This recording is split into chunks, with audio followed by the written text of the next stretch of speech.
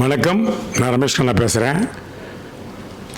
Captain Vijayakanth அவர்களுக்கு மத்திய அரசு பத்மபூஷன் பட்டம் கொடுத்துருக்கிறது, விருது கொடுத்துருக்கிறது.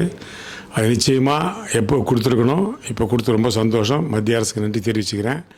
அது மட்டும் இல்லை, அவருக்கு நம்ம விருது கொடுக்க வேண்டியதில்லை, விருதுக்கே விருது மாதிரி தான் அவர். ஏன்னா அவர் எல்லா விதத்திலும் ஒரு மாமனிதர்னு சொல்லலாம். ஒரு பண்பாளர், ஒரு நேர்மையானவர், மனிதநேயமிக்கவர். அவரை பற்றி சொல்லிக்கிட்டே இருக்கலாம். உங்களுக்கு தெரியும் அவருடைய மரணம் எப்படி கலை உலகத்தையே பாதிச்சுன்னு உங்களுக்கு தெரியும். எப்படி ஆட்கள் வந்தாங்க இப்போ தெரியும் உங்களுக்கு. நடிகர் சங்கத்தின கடலாம் அடைச்சார். எந்த விஷயமா இருந்தாலும் சரி நேரடியாக இறங்கி நமக்கு அது நீங்கள் பெரிய ஆள் சின்ன ஆள்லாம் பார்க்க மாட்டார். சாதாரண ஆளாக இருந்தால் கூட சரி, சின்ன ஆளுக்கு ஒரு பிரச்சனை கூட நேராக அந்த ப்ரொடியூசருக்கு ஃபோன் பண்ணி பேசி ஏன் அவனுக்கு நடக்கலை அப்படின்னு கேட்பார். அப்படி ஒரு நல்ல மனிதர். அதாவது ஏற்றத்தாழ்வு பார்க்க மாட்டார். அது ஒரு பெரிய விஷயம். ஏன்னா அவர் கஷ்டப்பட்டு வந்தவர். உங்களுக்கே தெரியும், அவரை பற்றி நிறைய சொல்லுவாங்க. அந்த காலத்தில் ராவுத் அவர் ரோமணி லாட்ஜ் பக்கத்தில் ஒரு ஆஃபீஸ் இருக்கும். அப்போ அசிஸ்டன்ட் டைரக்டர், நீ அவர் படத்தில் அசிஸ்டன்ட் டைரக்டர் உதவி இயக்குனர் ஒர்க் பண்ணலன்னா கூட பரவாயில்ல, உதவி இயக்குனர் அப்போது சாப்பிட்டு வா, அவ்வளோதான். அதனால் நிறைய பேர் அதில் சாப்பிட்டு நிறைய பேர் அசிஸ்டன்ட் டைரக்டர் சான்ஸ்லாம் தேடி நான்லாம் போய் சாப்பிட்ருக்கேன் அந்த காலத்தில், கஷ்டப்படுற வறுமையான காலத்தில். அதனால் அவரை பொறுத்த வரைக்கும் எப்படி சொல்கிறது, எல்லாருக்கும் உதவணுன்ற ஒரு நல்ல மனசு உள்ளவர்.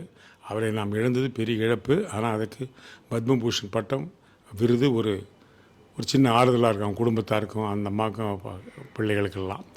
அதை விட ரொம்ப முக்கியம் என்னென்னா, கேப்டனை பற்றி சொல்லணும்னா நிறைய விஷயம். நான் அவரோட நிறைய படம் ஒர்க் பண்ணிக்கிறேன். லாஸ்ட்டாக அவரோட நான் மரியாதை பண்ண நினைக்கிறேன். அதுக்கு முன்னாடி கஜேந்திரா, வானத்தை போல் நிறைய படம் பண்ணியிருக்கேன். தர்மச்சக்கரத்தில் நான் கோடாயிட்டாக ஒர்க் பண்ணியிருக்கேன். ஆக்சுவலாக ஆதவன் கதை விவேக் எனக்கு ரொம்ப ஃப்ரெண்டு, அது சினிமாவுக்கு வரதுக்கு முன்னாடியே. அப்போ விவேக் ராவுத்தர் ஃபிலிம்ஸில் கதை கொடுத்து சொல்லலாமான்னு என்னை அழைச்சிட்டு போனால் போல்.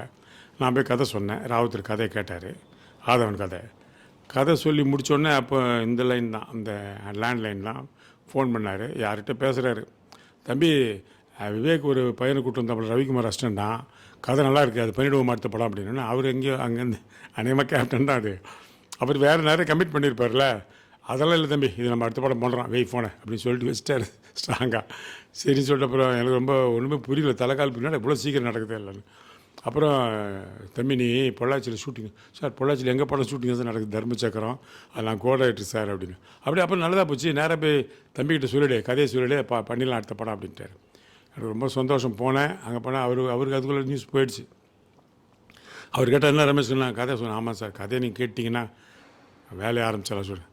எது கதை கேட்கணும், நீ ஒர்க் பண்ணுற நான் பார்த்துட்டுருக்குறேன், உன்னை இப்போ பார்க்குறேன், எத்தனையோ படமாக பார்த்துட்ருக்குறேன் நான், அதனால் நீ ஷூட்டிங்கான வேலையில் ஆரம்பிச்சிருன்ட்டார். அப்படி யாராவது ஹீரோ இருப்பாங்களா சொல்லுங்க, யோசிச்சு பாருங்கள். அப்படின்னு ஷூட்டிங்கான வேலையெல்லாம் ஆரம்பிக்கிறதுக்காக ரெடியாக இருந்து, ஆனால் அதுக்குள்ளே என்னாச்சுன்னா நான் நடிகன் ஆகிட்டேன். ஒரு பக்கம் பிஸி ஆகிடுச்சு, அப்புறம் அவரும் வேறு மாதிரி பிஸி ஆகிடுச்சு. அப்புறம் அந்த கதை பண்ணாமல் முடியாது போச்சு. அப்புறம் 10 வருஷம் கழித்து சூர்யாவுக்கு எதேச்சியாக சொன்னேன் நான், செண்பகமூர்த்தி சூர்யாவெல்லாம் டேரக்டர் கேட்டார், கதை வேணுமாடா, எல்லாம் டேட்டு 6 மாதமாக கதை தேடுறான்னு. கதை சொன்ன உடனே எல்லாம் ஓகேன்ட்டாங்க. அதுதான் ஆதவன். அதனால் அவரோட கதை பண்ண முடியாதுன்னு, மற்றபடி படங்கள் நிறைய நடித்தேன். அதோட நல்ல விஷயம் என்னென்னா, யாருமே செய்யாத சொல்லாத ஒரு விஷயம் என்னென்னா, கேப்டன் அவர்கள் கஜேந்திரன் நடிச்சிட்ருக்கேன். ஆமாம். அப்போ நான் சொல்கிறேன், அவர் கட்சி ஆரம்பிச்சிட்டாரு. அண்ணே நான் உங்கள் கட்சிக்கு வந்துடுறேண்ணே. ஏன் வரேன் அப்படின்னா, இல்லைண்ணே எம்ஜிஆர் கட்சி அப்படின்னா போகல, நீங்கள் ஆரம்பிச்சிங்க, நீங்கள் அனைமா வந்துடுவீங்க. ஏன்னா அந்த எம்ஜிஆரோட அத்தனை சகல நற்குணங்களும் அவர்கிட்ட இருக்குது. மக்கள் அவர் ரொம்ப விரும்புகிறாங்க. அதனால் கண்டிப்பாக நீ வந்துடுவீங்க. அதனால் நான் வந்துடணுண்ணே. எதுக்கு வர? இல்லை சார், எதாவது பிரச்சனைலாம் அரசியல் தேவையில்லைண்ணே. அதெல்லாம் ஒன்றும் தேவையில்லை. உனக்கு எதாவது ப்ராப்ளம்னா எனக்கு ஃபோன் பண்ணு, நான் உனக்கு சால்வ் பண்ணித்தரேன். நீ தேவையில்லாமல் அரசியலில் நீ என் பக்கம் வந்தேன்னா எனக்கு எதிரான கட்சிகளில் ப்ரொடியூசர் இருப்பார், இல்லை வேறு மாற்று கருத்துள்ள ப்ரொடியூசர் இருப்பாங்க, தயாரிப்பாளர் டைரக்டர் இருப்பாங்க, அவங்களாம் ஒன்று போட மாட்டாங்க. அப்போ உனக்கு சினிமா வாழ்க்கை பாதிக்கும் இல்லையா? சினிமா வாழ்க்கை நீ பாதிச்சுக்காத, உனக்கு என்ன பிரச்சனை நான் பார்த்துக்கிறேன், ஓகேவா அப்படின்னு யாராவது சொல்லுவாங்களா? எல்லோரும் கட்சிக்கு வா டெவலப் பண்ணி தான் சொல்லுவாங்க. அப்படி சொன்னவர் அவர். அது எனக்கு ரொம்ப ஆச்சரியமாக போச்சு. அதனால் நிச்சயமாக கேப்டனை பொறுத்த வரைக்கும் அப்படி ஒரு நல்ல மனிதர் நம்ம பார்க்க முடியாது. அவர் இழந்தது நமக்கு பெரிய இழப்பு, குடும்பத்துக்கு இழப்பு இல்லாத. அவர் சன் கூட இப்போ ஏதோ எம்பி எலெக்ஷன் நிற்கிறாரு, மக்கள் பார்த்து அவர் எலெக்ஷன் பண்ணாங்கன்னா அது ஒரு பெரிய ஆறுதலும், நமக்கு அவர் செய்கிற ஒரு நன்றி கடனாக இருக்கும். அதான் வேறு ஒன்றும் இல்லை. அவர் ஒரு நாள் தமிழ் திரையுலகத்துக்கு பண்ண அத்தனை நன்மைகளுக்கும் உங்களுக்கு தெரியும். நிறைய விஷயங்கள் சொல்லுவாங்க அவங்கள பற்றி.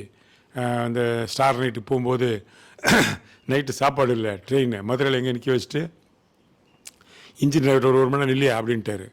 நின்றுட்டு போய் இவரே வேஷ்டி மடித்து கட்டு போய் அங்கே போய் டிஃபனை வாங்கினது எல்லாருக்கும் சாப்பிட அப்படியெல்லாம் யாரும் செய்ய மாட்டேன் இந்த காலத்தில். என்னை பாதுகாக்க 4 பேர் வச்சுக்குவாங்களே ஒழிய நான் மற்றவங்களுக்கு பாதுகாப்பாக போக மாட்டேன். ஆனால் கேப்டனை பொறுத்த வரைக்கும் மற்றவர்களுக்கு சின்ன ஆட்கள் கூட கரெக்டாக பாதுகாப்பாக கொண்டு போய் சேர்க்கின்ற ஒரு கடமை இருக்குது. அதே மாதிரி மேடம் பிரேமலதா மேடம் சொல்லிட்டு ஒரு சன்ஸ் ஆகட்டும், ரொம்ப பண்பாளர்கள். நிறைய விஷயங்கள் என் லைஃப்பில் அவங்களோட நடந்திருக்குது. ஒன்றில் உதாரணத்துக்கு ஒரு முறை